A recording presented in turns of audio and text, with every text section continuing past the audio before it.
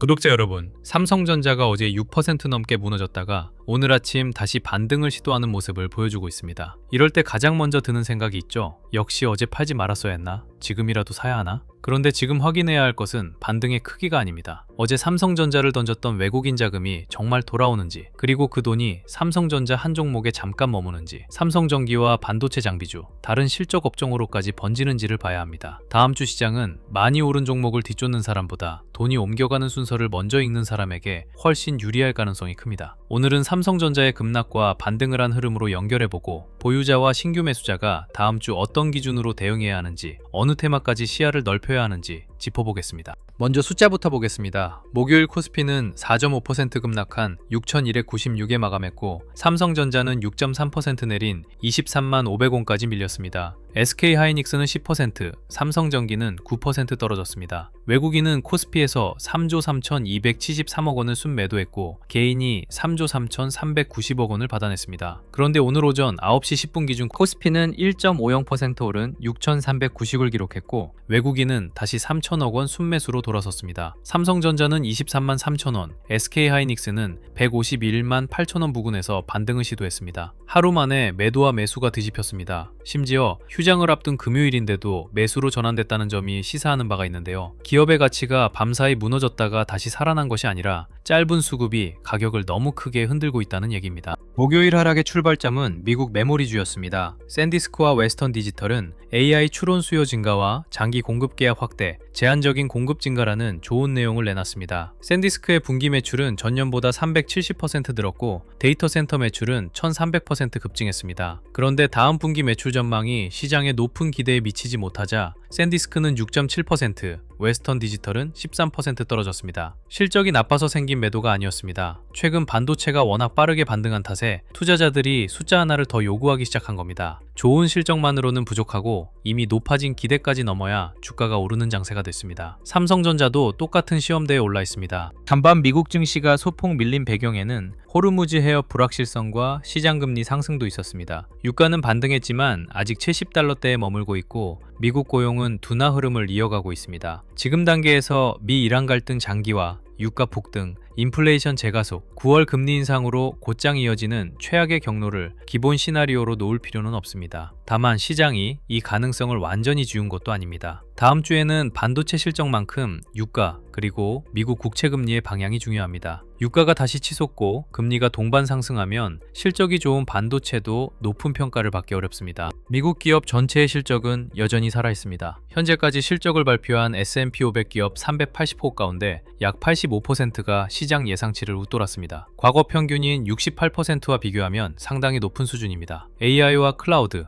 데이터 센터에 돈을 쓰는 기업들의 매출도 꺾이지 않았습니다. 그러니 지금 반도체 약세를 AI 수요 붕괴로 해석하면 너무 멀리 나간 판단입니다. 시장이 겪는 것은 실적 쇼크보다 눈높이 조정에 가깝습니다. 좋은 숫자를 낸 기업에서도 차익 실현이 나오고 그 돈이 상대적으로 덜 오른 업종으로 옮겨가고 있습니다. 이 흐름을 이해해야 삼성전자만 붙잡고 시장 전체가 무너졌다고 착각하지 않습니다. 실제로 목요일 국내 시장의 속사정은 코스피 4%대 급락이라는 숫자와 달랐습니다. 반도체가 8.4%, IT 하드웨어가 8.6% 떨어지면서 지수를 끌어내렸지만, 비철 목재는 10%, 화장품은 5.2%, 건강관리는 2.4% 올랐습니다. 하락 업종은 11개였고 상승 업종은 15개였습니다. 코스닥도 0.2% 상승하며 5거래일 연속 오름세를 이어갔습니다. 시장 전체가 투매로 무너진 날이 아니라 시가총액이 큰 반도체에 매도가 집중된 날이었습니다. 삼성전자와 SK하이닉스에서 빠진 돈 가운데 일부는 화장품과 바이오, 소재, 2차 전지로 이동했습니다. 다음 주 수익 기회는 바로 이 이동 경로에서 나올 가능성이 큽니다. 외국인의 반도체 매도도 하루 숫자만으로 업황 붕괴라고 단정하기 어렵습니다. 7월 31일 코스피는 하루 만에 17.9% 폭등했고, 당시 외국인은 역대 최대 규모인 7조 3천억 원을 순매수했습니다. 짧은 시간에 큰 수익이 생겼으니 일부를 현금화하는 매물이 나오는 것은 이상하지 않습니다. 문제는 차익 실현이 어디에서 멈추느냐입니다. 오늘처럼 외국인이 다시 들어온 뒤 다음 거래일에도 삼성전자와 SK하이닉스를 사면 목요일 매도는 급반등 뒤 물량 정리에 가까워집니다. 반대로 반등 하루 만에 다시 조단위 매도로 돌아서고 삼성전자보다 후방 종목이 먼저 밀리기 시작하면 수급 조정이 더 길어질 수 있습니다. 외국인이 샀다는 사실보다 얼마나 오래 사고 어디까지 함께 사는지가 더 중요합니다. 코스피를 받쳐주는 이익 전망은 오히려 좋아졌습니다. 12개월 선행 영업이익 전망은 7월 말 1170조 원에서 8월 6일 1200조 원으로 올라왔습니다. 같은 기간 12개월 선행 PER은 5.5배에서 5.1배로 낮아졌습니다. 기업들이 앞으로 벌 것으로 예상되는 돈은 늘었는데 주가는 더 싸진 셈입니다. 주가가 빠질 때 이익 전망까지 함께 무너지면 위험한 조정입니다. 지금은 이익 추정치가 올라가는 동안 가격이 먼저 내려왔습니다. 장중 급락 때마다 저가 매수가 들어오는 이유도 여기에 있습니다. 다만 저평가는 반등의 근거일 뿐 당장 내일부터 쉬지 않고 오른다는 약속은 아닙니다. 삼성전자의 실적도 같은 결론을 뒷받침합니다. 2분기 매출은 171조 5천억 원, 영업이익은 89조 5천억 원으로 분기 사상 최대였습니다. DS 부문은 매출 127조 5천억 원과 영업이익 89조 2천억 원을 기록했습니다. 서버 D램과 기업용 SSD, HBM 수요가 늘었고 메모리 가격 상승까지 실적의 보탬이 됐습니다. 삼성전자는 하반기 HBM4 판매를 확대하고 HBM4E 샘플 공급, 장기 공급 계약 확대를 추진하고 있습니다. 파운드리에서는 HBM 베이스 다이와 미국 고객 주문, 2나노 HPC 과제를 키우고 있습니다. 목요일 급락을 현재 실적의 붕괴로 설명하기 어려운 이유입니다. 지금 주가를 흔드는 것은 당장 벌어들이는 돈보다 이 이익을 얼마나 오래 유지할 수 있느냐는 의심입니다. 소급 충격이 상당 부분 끝났다는 분석에도 근거가 있습니다. 지난달 반도체 업종은 평균 34% 하락하며 금융위기와 코로나19 당시보다 큰 낙폭을 기록했습니다. 레버리지 포지션 청산과 헤지펀드의 차입 축소, 개인 신용 물량 정리가 한꺼번에 겹친 결과였습니다. 반면 북미 빅테크의 클라우드 예약 물량은 2028년까지 이어지고 있고 올해 3분기 메모리와 AI 기판의 고객 수요 충족률은 60에서 70%에 그치는 것으로 추산됩니다. 공장은 계획한다고 바로 나오지 않습니다. 새 메모리 팩과 기판 생산 라인을 완공하는데 2년에서 3년이 걸리는 만큼 공급 부족이 단숨에 해소되기도 어렵습니다. 7월에 강제 매도는 약해졌지만 이제부터는 실적이 주가를 다시 끌어올릴 수 있는지 확인할 차례입니다.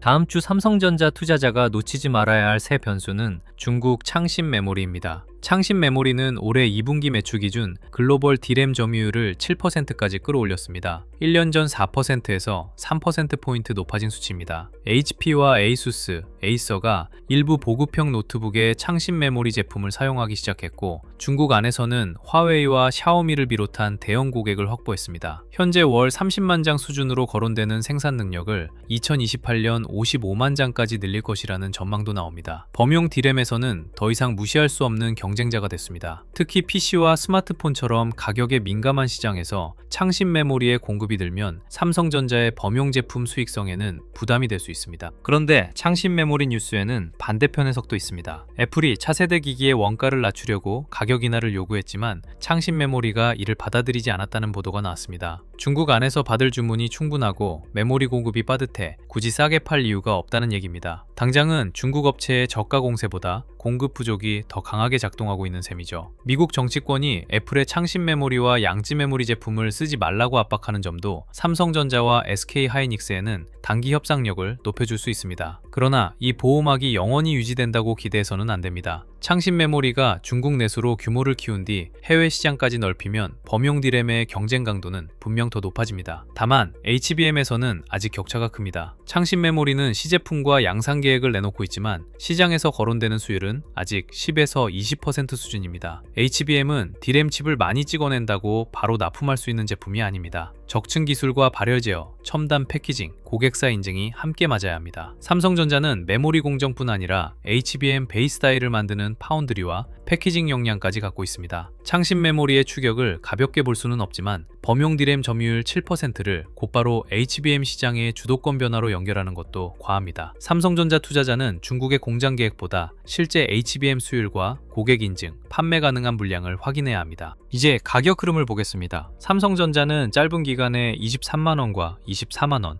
25만원대를 너무 빠르게 오간 탓에 중간 가격에서 충분한 거래가 쌓이지 못했습니다. 매수 프로그램이 들어오면 가볍게 튀고 외국인이 물량을 던지면 다시 빠르게 밀릴 수 있는 구간입니다. 그래서 3% 반등 그 자체보다 오늘 종가가 어디에서 만들어지는지, 다음 주에도 23만원대 중후반에서 거래가 이어지는지를 봐야 합니다. 가격이 싸 보인다는 느낌만으로 안전 구간이라 부르기에는 아직 변동폭이 낙폭이 너무 큽니다. 반등이 한 단계 더 이어지려면 23만 5천 원에서 24만 원 사이에서 매물을 받아내는 힘이 필요합니다. 그 위에서는 목요일 장중 고점이자 수요일 종가였던 24만 6천 원을 회복하는지가 수급 정상화의 기준이 됩니다. 장중에 잠깐 넘는 것만으로는 부족합니다. 외국인이 현물과 선물에서 함께 사고 SK하이닉스와 삼성전기, 장비주까지 거래대금이 살아난 상태에서 종가를 지켜야 합니다. 이 흐름이 다음 거래일까지 이어지면 25만 원대에 쌓인 본전과 차익 매물을 다시 소화할 여지가 생깁니다. 가격 하나를 맞히는 문제가 아닙니다. 삼성전자만 튀는 반등인지 반도체 전체로 장기 자금이 돌아오는 회복인지 구분하는 과정입니다. 제가 가장 현실적으로 보는 흐름은 단숨에 7월 고점을 되찾는 V자 상승보다 23만 원대와 24만 원대를 여러 번 오가며 변동폭을 줄이는 모습입니다. 아래에서는 사상 최대 실적과 낮은 PER을 보고 저가 매수가 들어올 수 있습니다. 위로 올라가면 지난주 고점에서 산 투자자의 본전 매물과 단기 차익 실현이 기다리고 있습니다. 이 두 힘이 부딪히는 동안 하루 3% 안팎의 등락은 반복될 수 있습니다. 하락할 때 거래량이 줄고 반등할 때 외국인 매수가 붙으며 주간 저점이 더 낮아지지 않는다면 주가가 안정을 찾고 있다고 볼 수 있습니다. 다음 주에는 얼마나 빨리 오르느냐보다 흔들린 뒤 어디에서 종가를 만드는지가 더 중요합니다. 경계해야 할 모습도 분명합니다. 오늘 반등 뒤 외국인이 다시 대규모 매도로 돌아서고 삼성전자가 23만 원을 종가로 지키지 못한다면 목요일 저가 매수의 힘이 약했다는 뜻입니다. 여기에 유가와 미국 금리가 함께 오르고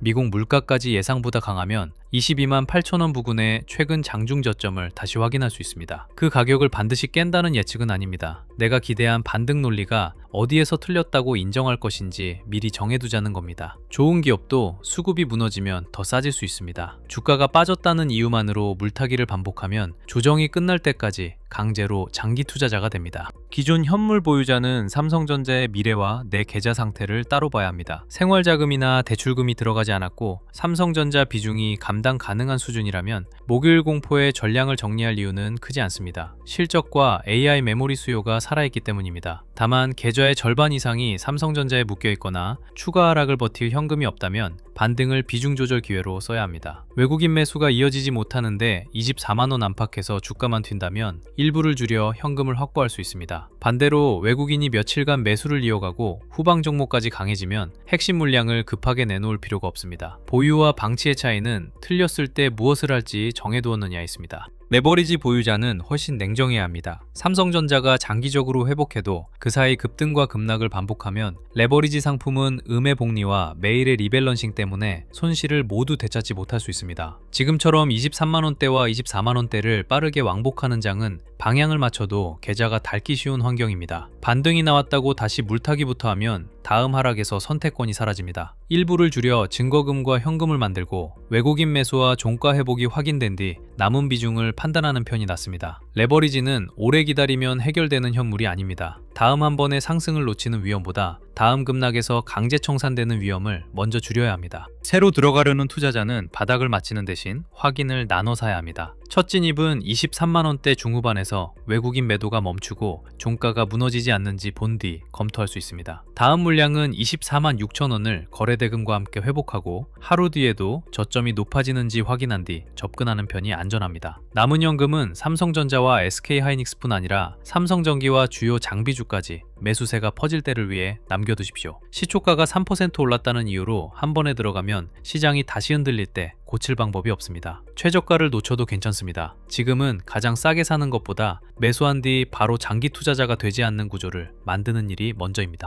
포트폴리오도 반도체를 전부 팔고 코스닥으로 갈아타는 식으로 움직일 필요는 없습니다. 삼성전자와 SK하이닉스 같은 대형 반도체는 이익 전망과 낮아진 평가를 근거로 계좌의 중심축을 맡길 수 있습니다. 다만 모든 자금을 한 축에 몰아넣지 말고 반도체 조정 때 오히려 돈이 들어온 실적 업종을 더하는 방식이 낫습니다. 대형주를 중심에 두되 코스닥 소부장과 바이오, 로봇, 화장품을 보조축으로 붙이는 바벨 전략입니다. 여기서도 아무 종목이나 낙폭이 크다고 사면 안 됩니다. 실적 발표 뒤 영업이익 추정치가 올라가고 외국인이나 기관의 매도가 매수로 바뀌며 같은 업종 안에서 거래대금이 넓어지는 종목을 골라야 합니다. 갈아타기보다 추가하기가 유효한 이유입니다. 다음 주 첫 번째로 볼 업종은 역시 반도체입니다. 삼성전자와 SK하이닉스가 외국인 매물을 소화하는지 확인하면서 삼성전기까지 함께 봐야 합니다. AI 기판과 MLCC 수요가 살아있다면 삼성전기에서 대형 반도체보다 먼저 수급 회복이 보일 수 있습니다. 후방에서는 테스, 이오테크닉스, 심텍을 지켜볼 만합니다. 삼성전자만 반등하고 이 종목들의 거래 대금이 계속 줄면 아직 대형주 쇼커버에 가깝습니다. 반대로 장비와 기판까지 외국인이나 기관 매수가 붙으면 메모리 공급 부족과 설비 투자 기대가 시장 전체로 퍼지고 있다는 뜻입니다. 다음 주 반도체의 진짜 회복 신호는 대장주의 상승률보다 후방 산업의 동행에서 먼저 확인될 수 있습니다. 두 번째 축은 실적이 확인된 소비재와 건강관리입니다. 목요일 반도체가 급락하는 동안 한국콜마와 코스맥스 같은 화장품 업종에는 매수세가 들어왔습니다. 파마리서치를 비롯한 실적 기반 건강관리 종목도 지수와 다른 흐름을 보였습니다. 이 업종은 반도체에서 빠진 자금이 잠시 피신한 곳인지 새로운 주도축으로 자리 잡는지 다음 주 거래대금으로 확인해야 합니다. 로봇과 2차 전지는 종목별 차이가 더 큽니다. 에코프로와 에코프로 BM처럼 실제로 수급이 붙는 종목이 있는 반면 같은 테마 안에서도 약한 종목은 계속 소외될 수 있습니다. 테마 이름보다 실적과 수급이 동시에 좋아지는 종목을 따라가야 합니다. AI 데이터 센터의 후방 산업도 함께 봐야 합니다. 메모리 주문이 늘면 결국 전력 공급과 냉각, 네트워크, 데이터 센터 운영 투자도 함께 커집니다. 반도체가 높은 기대를 소화하는 동안 LS 일렉트릭과 효성중공업,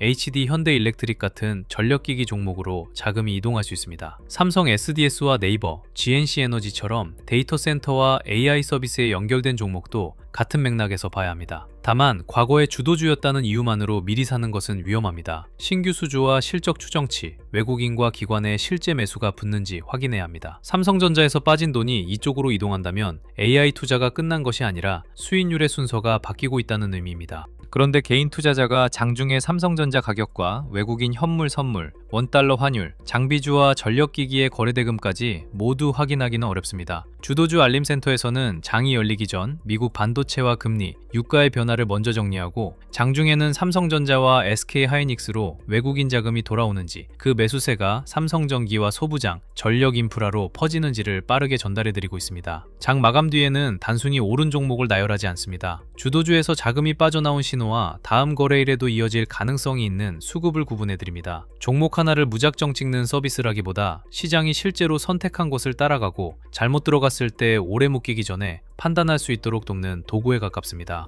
다음 주 일정은 수요일부터 특히 빡빡합니다. 8월 12일에는 미국 7월 소비자 물가가 발표됩니다. 물가가 예상보다 높으면 9월 금리 인상 우려와 국채 금리가 다시 뛰면서 반도체에 부담을 줄 수 있습니다. 13일에는 미국 생산자 물가와 국내 옵션 만기가 겹칩니다. 물가 변수에 프로그램 매매까지 더해져 장중 흔들림이 커질 수 있는 날입니다. 14일 미국 소매 판매에서는 높은 금리에도 소비가 버티는지 확인하게 됩니다. 경기가 너무 강하면 금리가 부담이고 너무 약하면 실적 우려가 커집니다. 삼성전자의 가장 편한 조합은 AI 수요가 유지되는 가운데 물가와 금리가 진정되는 흐름입니다. 다음 주에는 하루의 방향을 미리 맞히기보다 이 일정들을 통과할 때마다 외국인 수급과 종가가 어떻게 달라지는지 확인해야 합니다. 구독자 여러분, 금요일 반등은 목요일 급락이 지나쳤다는 신호일 수 있습니다. 하지만 안전한 상승이 시작됐다는 증명은 아직 아닙니다. 삼성전자의 이익 전망은 좋아졌고 HBM4와 서버 디램, 기업용 SSD 수요도 살아있습니다. 그와 동시에 창신 메모리는 범용 디램에서 빠르게 커지고 있고 미국 물가와 금리, 외국인 단기 자금은 다음 주에도 주가를 거칠게 흔들 수 있습니다. 보유자는 기업을 믿는 것과 계좌를 방치하는 일을 구분해야 합니다. 신규 투자자는 싸 보이는 가격보다 외국인 매수의 지속성과 후방 종목의 확산을 확인한 뒤 들어가야 하고요. 오늘 올랐다고 안심하고 내일 빠졌다고 공포에 던지는 매매를 끊고 싶다면 돈이 삼성전자에서 어디로 이동하는지 매일 따라가야 합니다. 핵심 변화를 빠르게 받아보고 싶은 분들은 영상 아래 더보기란에 있는 주도주 알림센터 공식 신청 페이지를 확인해 주시기 바랍니다. 오늘 영상이 도움이 되셨다면 구독과 좋아요로 함께 해주세요. 다음 영상에서도 삼성전자의 가격과 외국인 수급, 그리고 시장의 주도 자금이 어디로 옮겨가는지 계속 확인해 드리겠습니다.